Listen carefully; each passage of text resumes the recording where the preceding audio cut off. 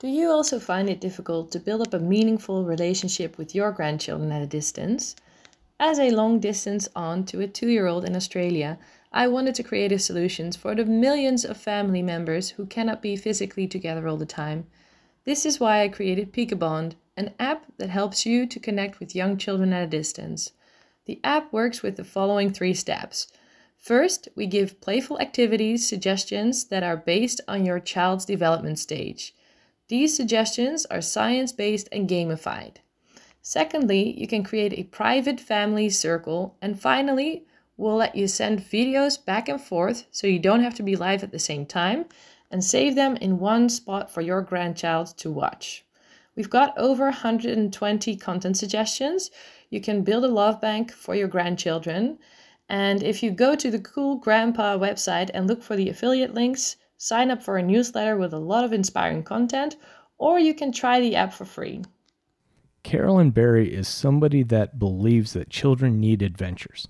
They need to get out. They need to be outside, experiencing the world, learning new things, and not learning things like book learning, but learning things like geocaching, how to hunt for fossils, how to identify plants on a hike, those sorts of things. Now, Carolyn has a podcast called Adventures with Grammy, and we are going to dive into why she started her podcast and her experience with being a grandmother and leading her grandchildren on many different adventures. So you're going to enjoy this conversation with Carolyn, and without further ado, let's jump into it.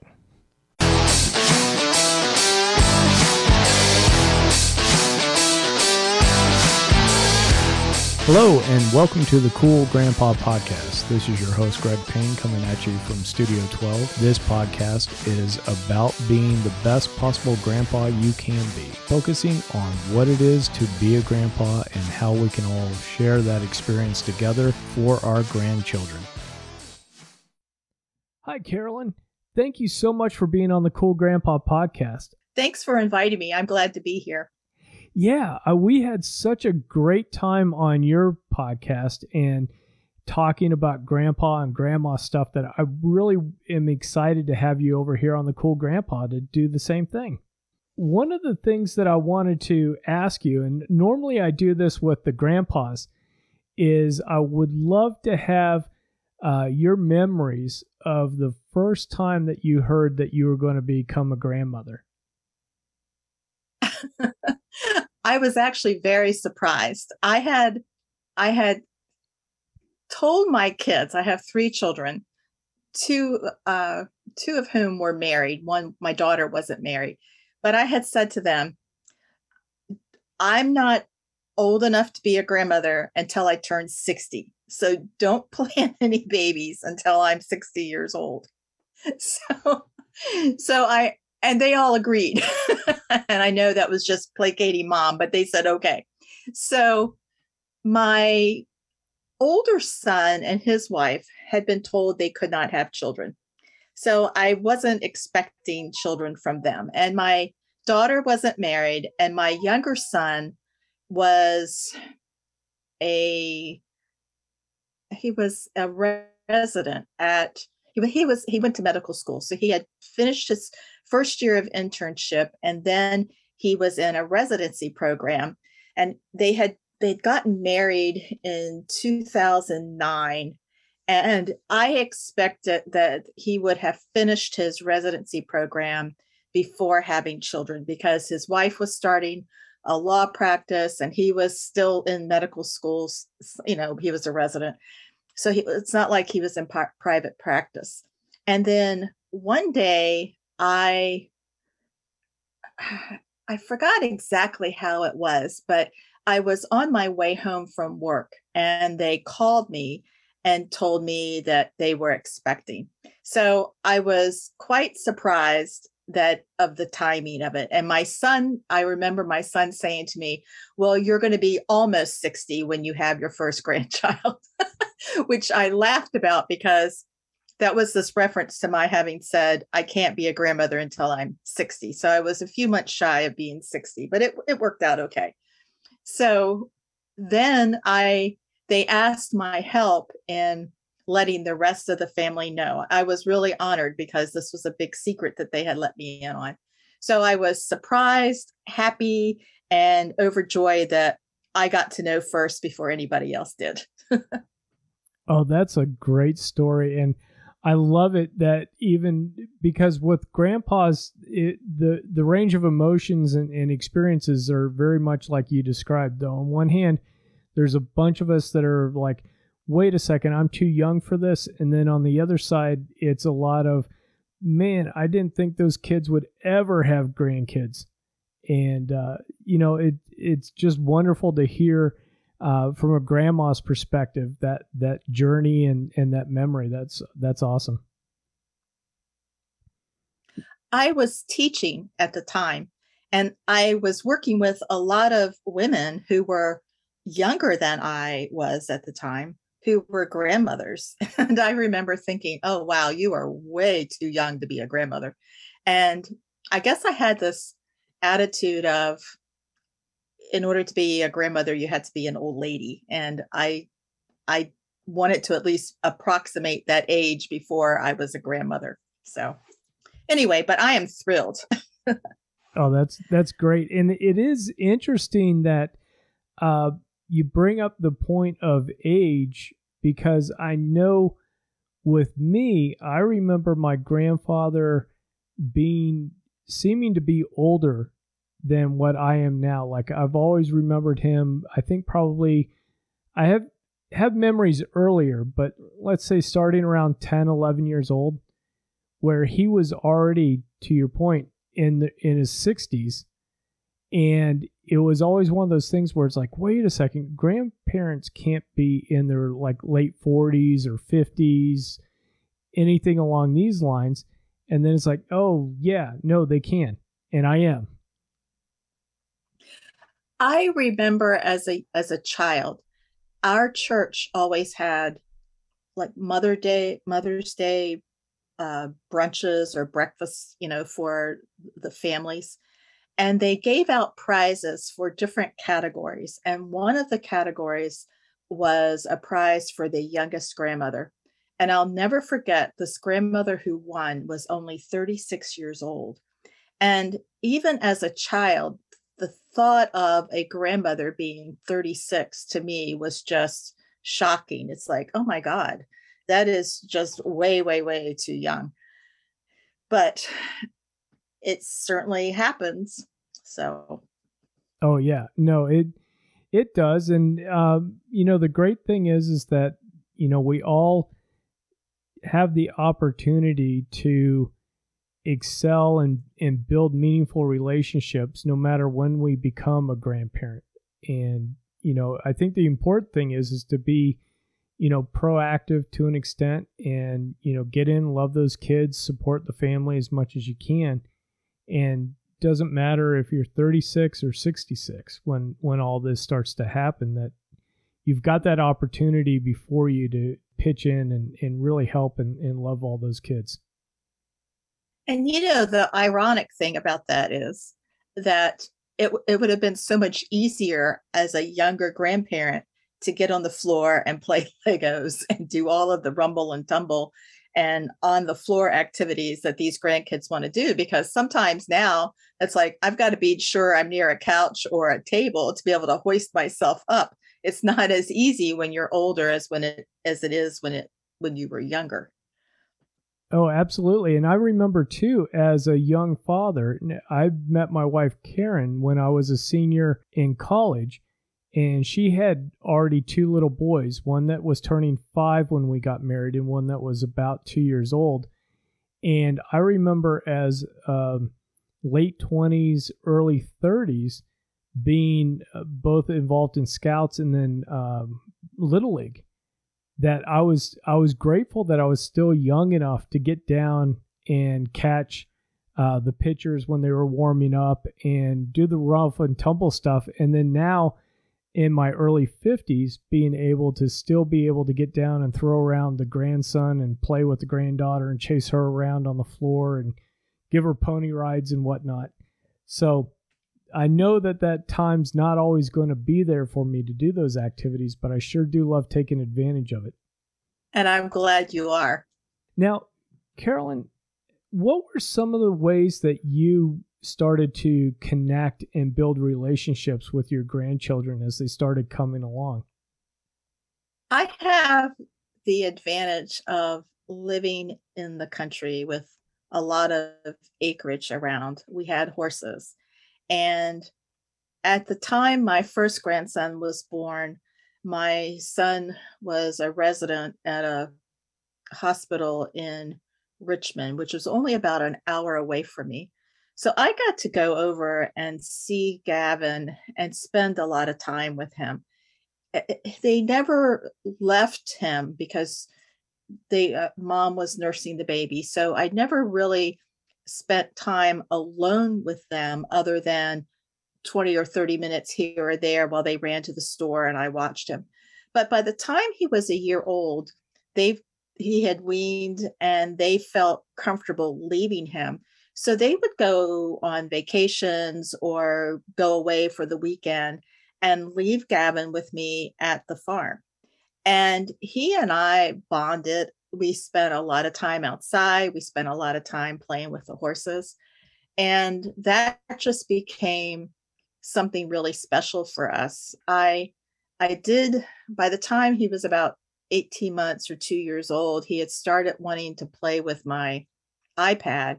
And so I did let him play with that a lot, but we mostly spent time on the floor playing with tractors, playing with building blocks, going outside and just walking around the property.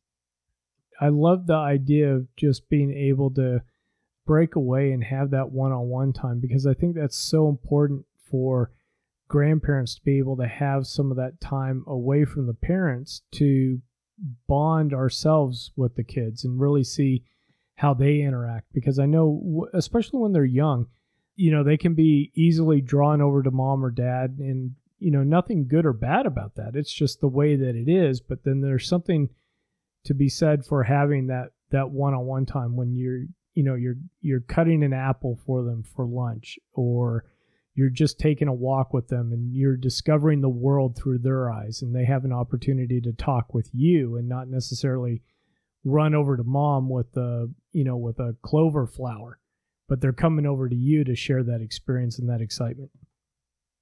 Gavin and I have always had a strong bond, and my grandsons are stair steps. They were each born a year apart, 4 years in a row. So grandson 2 was actually my other son's child, who had been told that they weren't going to have kids. And then she wound up being pregnant. And so about a year later, here comes grandson 2. Well, I didn't see that grandson as often because they live in Virginia Beach. I live about 2.5 hours away. And so my time with Gavin still was a lot of one-on-one time. And then he had a brother when he was 2 years old. And at this point, my son and his family moved to Virginia Beach, which is where we're from. And because he finished his fellowship and he was hired by a radiology firm in Virginia Beach. So I would go down there probably twice a month. And because this baby was so little, I would often take Gavin and go off to the zoo or to the children's museum or to a park. So I still spent a lot of time with him. And so for 2 years, he really had me to himself. And what that did, in fact, I just posted a picture today from my memories, Facebook memories, of my holding the 3 children.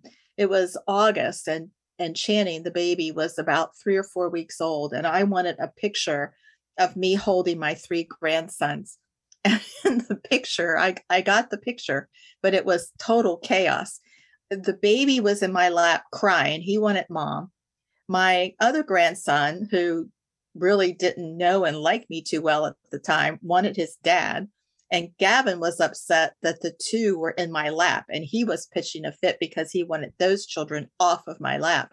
So I have this picture that is total chaos. But there are so many other times that I have these pictures where I'm interacting with the kids, and Gavin is giving these children the quote stink eye because he doesn't like the fact that they're taking attention away from me or away from him. He wants my attention totally. But he's grown past that now. He just turned 10 years old.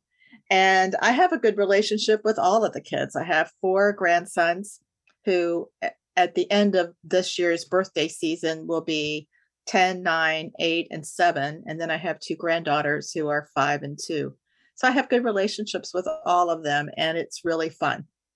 Oh, that's great. And one thing I did want to ask you about is in the bio and things that you had listed out about the bonus daughters. And I wanted to ask you a little bit about welcoming in these bonus daughters into the mix with all the other grandkids, and how did you approach that as they started to enter your life? My daughter is dating this wonderful man who happens to have 2 children who are the same ages as my biological grandchildren. The older daughter is 10 and the younger daughter has just turned 8. So it fits in perfectly with the age group of 2 to 10. And I call them my bonus daughters because I feel strongly, and my daughter and her friend have given me all the indication that they will eventually get married. My daughter just graduated with a master's in education, and he just got out of the Navy. And so they're not quite ready to get married yet. So I don't want to not claim these girls because I want them to feel comfortable with me. But I'm not comfortable calling them granddaughters because they're not married. And I honestly don't want to jinx the relationship. So I call them my bonus girls. And I just fell in love with these girls the first time I met them. I mean, they're just sweet little girls, and they've come to the house. Their birthdays are in May. So both of the girls celebrate their birthdays in May. I have one grandson who has a May birthday. My birthday is in May. My husband's birthday is in May. So last year, I had a party. Everybody came. It was actually on my birthday, but it was to celebrate all of the May birthdays. And I think that helped in, them feel comfortable. They got presents. At Christmas, I've included them with the same presents that I've given my grandchildren. For birthdays, I give kids $1 for every year they are old. So if they turn 10, they get 10 $1 bills. For Christmas, I always write some sort of a book. And that's what I've done with my bonus girls. So if and when my daughter and her friend get married, then they officially will be my granddaughters.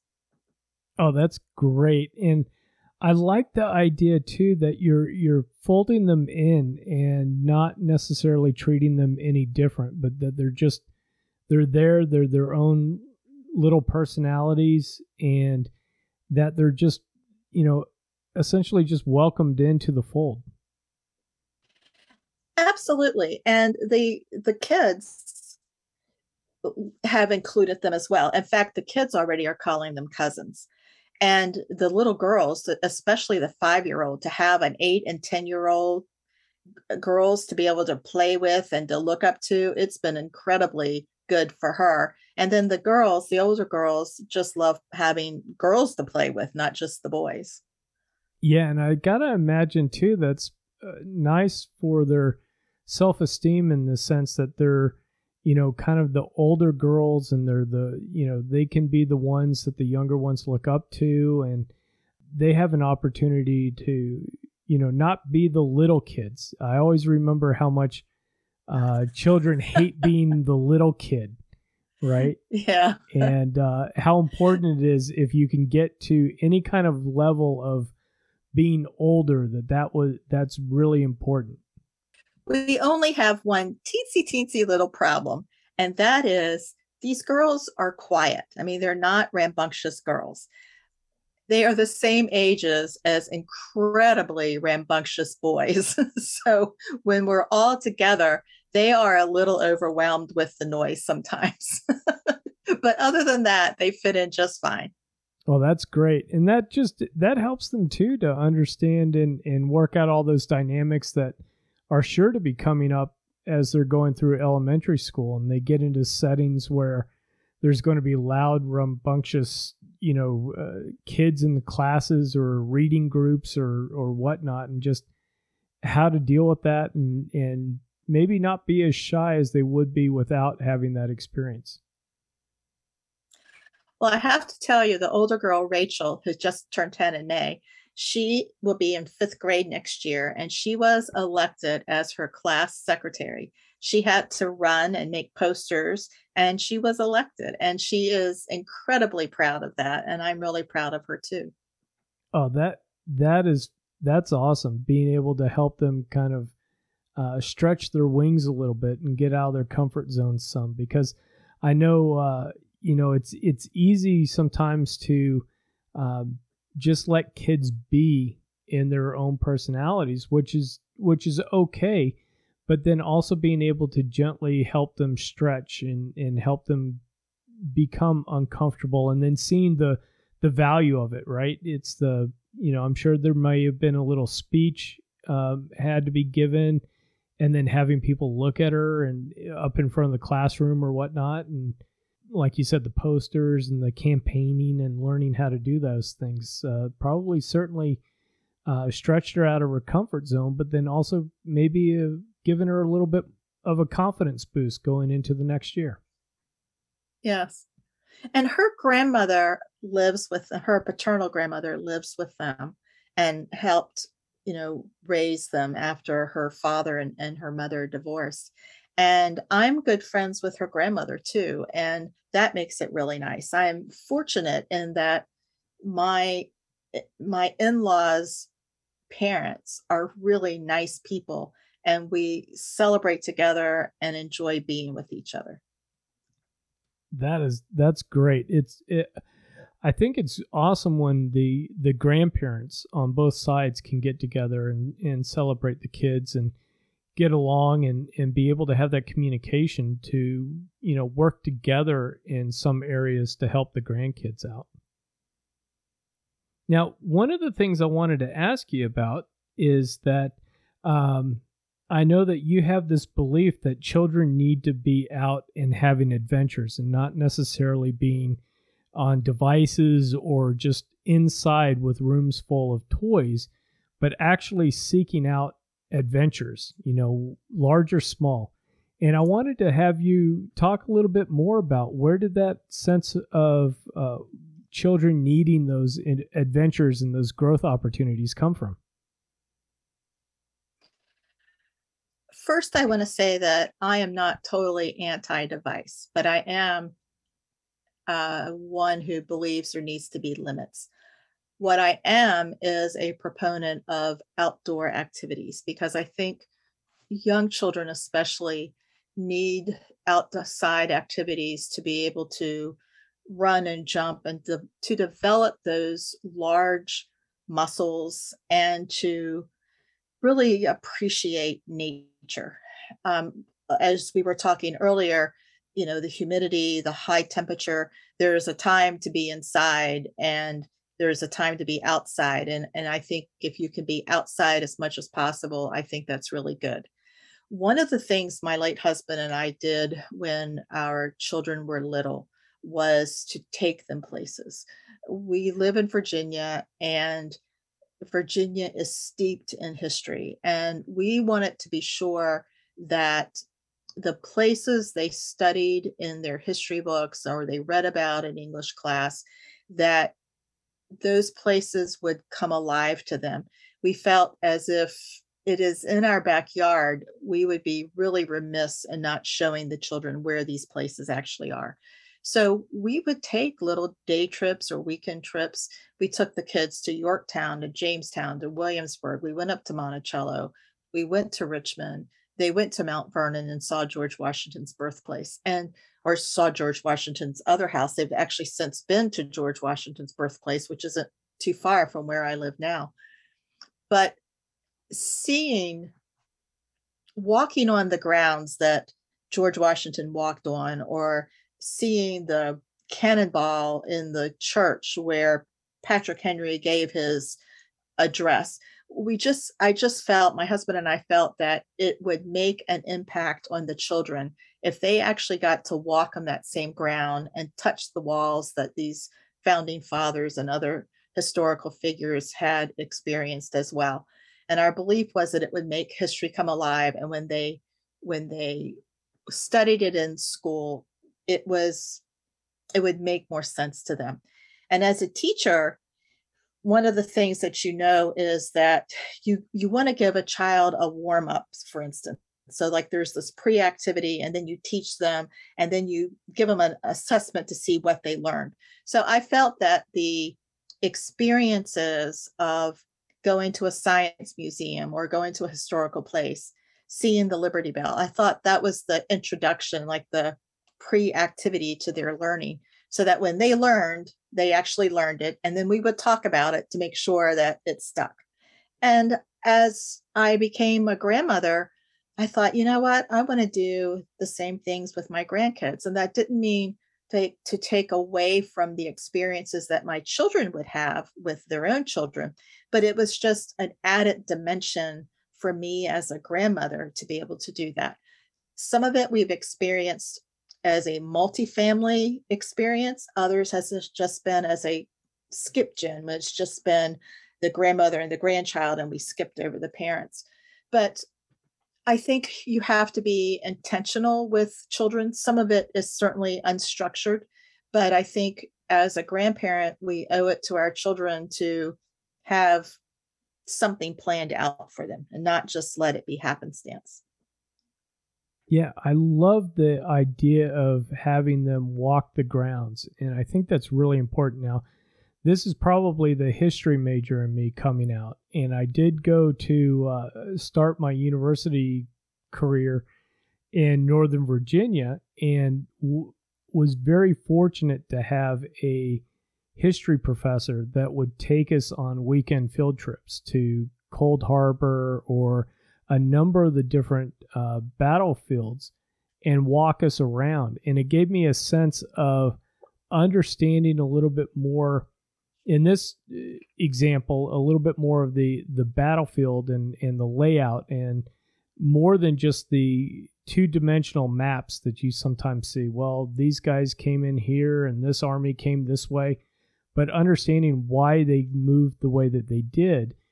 And then two, being able to, I think there's an appreciation when you can show somebody how big or how small a room was. I mean, the George Washington's bedroom in Mount Vernon isn't very large at all.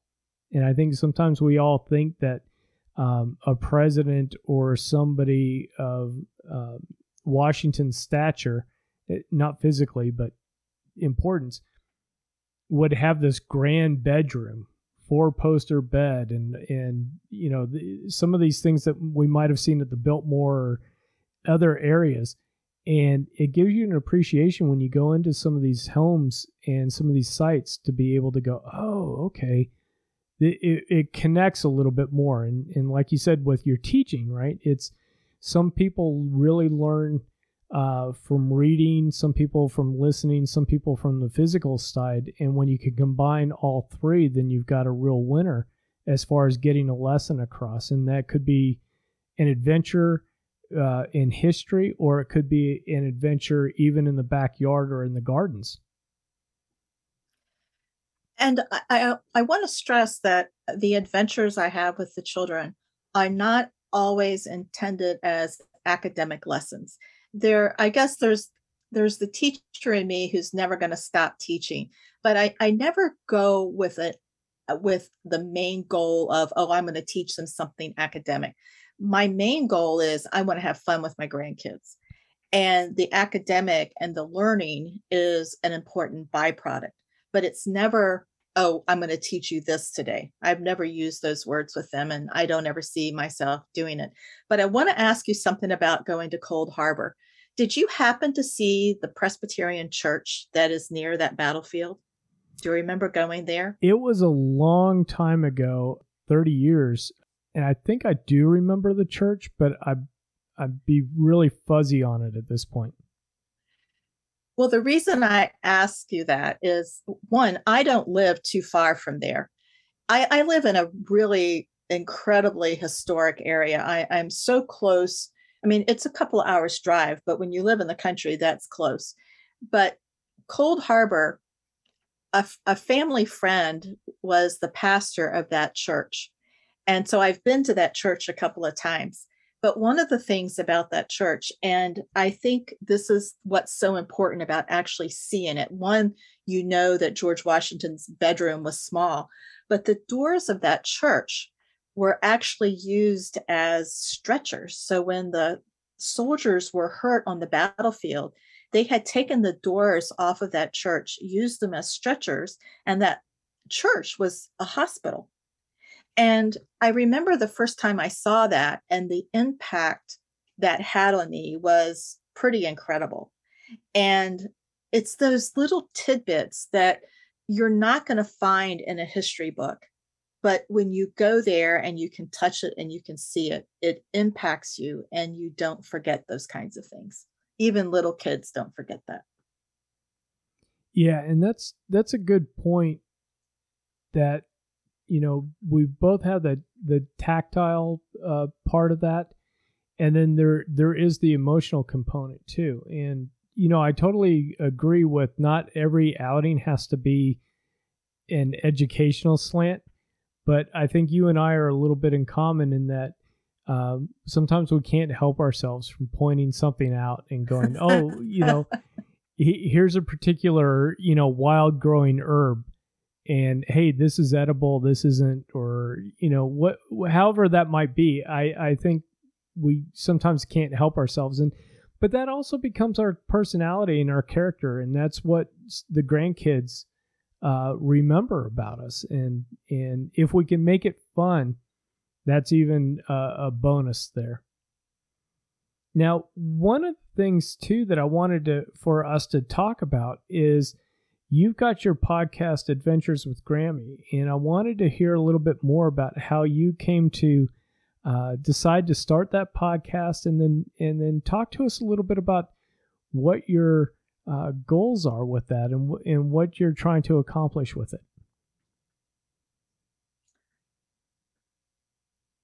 One of the books that every Christmas I write the kids some sort of a book. The book that I wrote them in, I want to say it was Christmas 2017, was a book with 16 adventures that I wanted to take the kids on before they turned 16. And it was not just in Virginia, but up and down the East Coast. And that was it. It was just going to be a present. And then people saw that and said, oh, you should write this for everybody, not just your grandkids.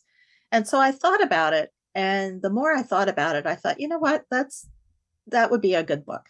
So I've started the research, and I went through so many iterations of this book, and it was so big and so bulky. It's like, I can't do that. And so I let it sit for a while, and then I would come back to it, and I would massage it and whittle it down. And then I decided on these adventures. So I started taking some classes and learning how to write, how to pitch an agent, how to find an agent, how to actually put together a nonfiction book that I was writing with my name on it as an author. And one of the things that I learned was you have to have a platform. Well, I had no idea what a platform was, and at least in the literary sense, or the writing world sense. And then I discovered that it meant you had to have a following. And I thought, oh, well, I might have a following of 10. That's about it. And I had been listening to podcasts for a long time. I love listening to podcasts. And one of my favorite authors talked about how her podcast helped her sell books. And I thought, you know what? If she can do that, I can do it too. So I wrote to her and asked her some questions, and she was very generous and she gave me lots of advice. And I just decided I was going to launch this podcast. And my original goal was that I would build a platform to sell my books. Well, as life has it, there are all kinds of twists and turns. And whereas that still remains, a goal of mine is that it will be a platform to help sell my books. But as I've gotten into it, I have just found that I really, really love the podcast. I love interviewing people. I love meeting them. I love learning about them. And I have learned so much from the guests I've interviewed that the goal of selling my books has really taken a back seat in that I would much rather meet people and learn from them. And that's the overall reason that I keep going right now, is that I have just met so many incredibly wonderful people. And because I am this fledgling author, I know how important a platform is and I know how important publicity is. So I have made sure that I have interviewed authors, either children's authors or adult or authors who have written books for grandparents or parents, but has an adult flavor to it, a retirement flavor, something to help grandparents. So that's what I do. So in helping others, I help myself too. So it's a win-win for everyone. I really enjoy that, because that's a lot of what I've been finding with my podcast as well, is that I've been just learning so much through the interviews and then also the connections that are being made. And it has been just a fantastic journey that I could never imagine the outcome when I started this. And it's just been really enriching. Now, Carolyn, what are the books that you've been writing? I know I found you've got the How to Make Butter, and I found that one. And then I know you're working on a travel adventure book that you had talked about originally. All of the books are how to have fun with your kids or how to have some sort of a legacy. The butter book started because I have a butter churn, and I was asking my mother about making butter because when I was a little girl, I spent a lot of time with my mom's mom. And I remember her taking a big bowl and a paddle and telling me to just keep stirring it, keep stirring it. And I didn't find it particularly fun. I really, I guess I just wanted to be outside and I didn't want to be stuck inside stirring up a bunch of butter. I would have rather been with my grandfather on the farm, actually. So I asked Mom what her memory of making butter was, and she was telling me about how, her dad was a farmer, so he would bring home the milk in this pail, and then after a while, all of the fat, the butter fat, would rise to the top, and my grandmother would take that off, and she would put it in a jar. And it was my mom's job to shake this jar. And Mom said she used to skip through the house and sing and rattle this jar, shake it up back and forth until it became butter. And so I thought, what a cute thing to do with my grandkids. And so we had butter making sessions and they loved it. I mean, it was just so much fun. And so I thought, I'm going to capture this fun for them in a book so that one, they have the recipe and they have the step-by-step directions and they can remember, this event. And so that was one of the books that I made for them. And then my children's paternal biological grandfather, my late husband, died. And I remarried. And so they know my husband is Grandy, but they also know that he is not their quote real grandfather. So as they've gotten older, they have been asking me a lot about their grandfather and show me pictures and tell me stories. So this past Christmas, I decided that I would assemble pictures and stories of their paternal grandfather into a book. And I made it so that it fit in a binder. And that way pages can be added as they grow and as people write stories. So I have invited my husband's relatives and my relatives too, but because specifically they were asking about their granddad, I asked his brothers and sisters to write stories about when Gary was little and growing up. And so all they have to do is write one story and send it to me, and then I can copy it and put it into each of the grandkids' books. And it's a way of capturing stories about their grandfather that, unless somebody asks the Aunt Sandy or Aunt Vicky or Aunt Brenda, is just going to be lost. I mean, I can give them stories from the time I met him and we were married until he died, and I can recount some of the stories that he told me about when he was growing up. But to get that information from the aunts and uncles is a lot better than what I can remember him telling me. So I call it my family tree. I have a 5 or 6 generation family chart in there, and I filled it out for our family and wrote stories in it, included stories about myself and the things I knew about my mom, and started this family tree history book for the kids.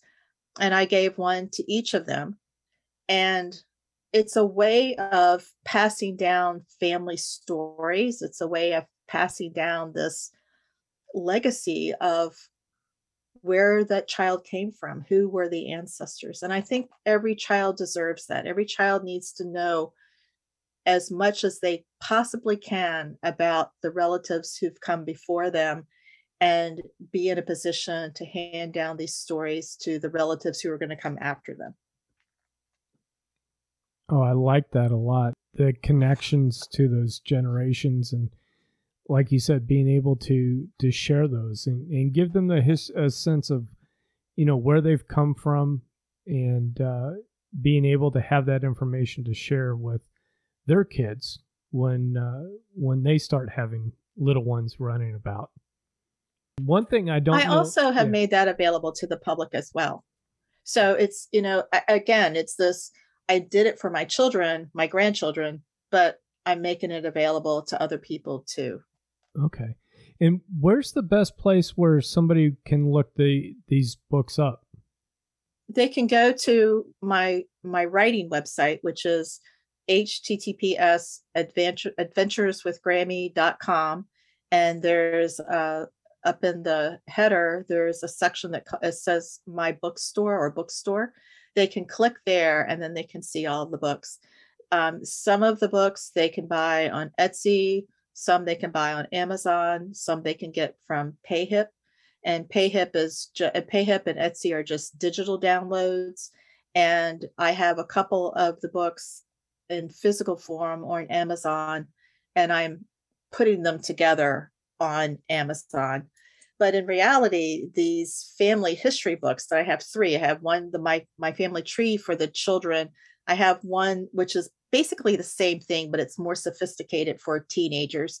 And then I have one for adults called Snapshots of My Life. And what I'm finding is that it's really better to just download them as PDFs and print them out, because then you have this binder that you can add to it. I know Snapshots is available, and the teenage version is on Amazon. So if you want a book that you just want to write in and not worry about adding pages to, those are fine. But if you want to really keep adding to it, then I recommend going to Etsy or PayHip and download them as a PDF and put them in binders. Well, and folks, we'll be sure to put the links to where you can find these books into the show notes for this episode. So if you're out driving around or walking or whatnot and don't have a quick pen and paper next to you, just go to the website and look for the show notes, and we will have all the links to Carolyn's website and the podcast and the books. All of that information will be right there and convenient for you. Now, Carolyn, is there anything regarding Adventures with Grammy or anything about your experience with being a grandmother that maybe I haven't asked you that you would like to share with us? I'd like to share with you this past week in that two of my grandsons are out of school for the summer, and they came to visit, and they were going to be here for just a couple of days. And so I made sure that we had things to do. I took them to uh, I've talked before about geocaching. That was something that I introduced the children to. And now I've introduced them, I did this last year, into hunting for fossils. And so they wanted to do that again. So one day we hunted for fossils, and most of the fossils that we found were shark's teeth. And so these kids are just fascinated with finding these shark's teeth. And then another day we went to the Science Museum. And as it happened, they have this huge exhibit on sharks. And so they have different exhibits throughout the year, and this one happens to be on sharks. So it was really cool that here we had gone shark teeth hunting, and then the next day we went to this exhibit and saw all kinds of sharks, and they actually were able to identify some of the teeth they found by looking at the exhibit at the Science Museum. And that's one of the things that I wanted to say. I have a membership to a museum of some sort, an annual membership, because that way, no matter when the kids come to visit, I have a go-to place. If it's hot, if it's raining, if it's cold, that we can go to, that I know the kids really enjoy. And that's a little bit expensive, but the Science Museum allows, as the grandmother, I can bring all of my grandkids there. So it's not an extra fee for the kids. I also have a membership to our state parks. So no matter which state park I go to, I have this annual pass. And when you're looking for budget-friendly things to do with your kids, I think having a park membership and a museum membership is really a good investment. It might sting a little bit when you buy it, but as with the state parks, no matter where we go in Virginia, we can get in for free. I don't have to pay the daily rate. The Science Museum, the good thing about that is it has reciprocal agreements with a lot of other museums. So even though we have the pass to one museum, there's an incredible list of other museums that we can get into for free just because we have the one membership. So I think that's something that grandparents may want to consider. Oh, that's great advice, because I know my grandkids are starting to get to that age. Well, my grandson's about to turn 4, but those science museums and those children's science museums are sure fun to go into and let the kids build and touch things and do all sorts of little hands-on, as well as the information on, the fossils and everything like you said. So that is fantastic advice, and something that I hope grandparents take advantage of. The Science Museum in particular is so good that last year, my other two grandkids, when they were here, wanted to go back the next day. So we actually went 2 days in a row, and that paid for the membership. It would have cost me more for the three of us to go 2 days than it did for me to buy the membership. Yeah, it doesn't take many visits before the economics of it really does pay itself off. And I think too, like you said, there's a little sting at first when you pay some of those fees, but then I also find that incentivizes us to take advantage of it and to make sure that it gets on the calendar to go use those passes. Absolutely. Well, Carolyn, it's been great having you on the Cool Grandpa podcast, and thank you so much for sharing your experiences with being a grandma and the experiences that you've had with writing and with your podcast, Adventures with Grammy. And it's just been a pleasure connecting with you and talking with you again. Thanks, Greg. It's been a pleasure to chat with you too.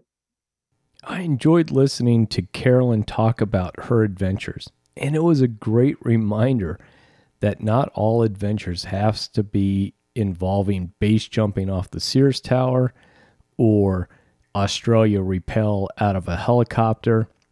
Some of the adventures that are going to be most memorable for the grandchildren are going to be the simple ones, the going out and looking for shark's teeth, going around on a nature hike, even just going to an area where you can hunt for fossils and being able to find like a little toe bone of an old dinosaur or whatnot. Those are the type of adventures that grandkids really latch onto. And it's also those adventures that spark imagination. And when we talk to paleontologists and we talk to botanists and we talk to people, a lot of times it's those adventures with the parents and the grandparents that spark an interest in a particular field or science. So, great reminder from Carolyn about that. I've got links in the show notes for my conversation on Carolyn's podcast, Adventures with Grammy. I've also got a link for Cold Harbor, just in case anybody's interested in learning more about that battlefield. And then I've also got some of the connection points for Carolyn as well on Instagram and her website. If you're out running around and you haven't been able to write down some of these things, just go over to the show notes and find the links there. Hey, I hope you enjoyed this conversation. Most importantly, be sure to share it with a friend. That's how we're able to grow this audience. That's how we're able to get the news out about how cool being a grandparent and a grandpa in particular is. Hey, until next time, I want you to remember to stay cool. Thank you for listening to the Cool Grandpa Podcast. If you've enjoyed this episode, please do me a favor and share it with a friend. That's the best way you can help us to expand our community, as well as get the news out about how valuable grandpas are in the lives of those kids. If you'd like to leave me a comment or shoot me a potential topic for this podcast, please go to www.cool-grandpa.us. Look for the comments tab, fill it out, hit submit. It's as easy as that. Until next time, remember to stay cool.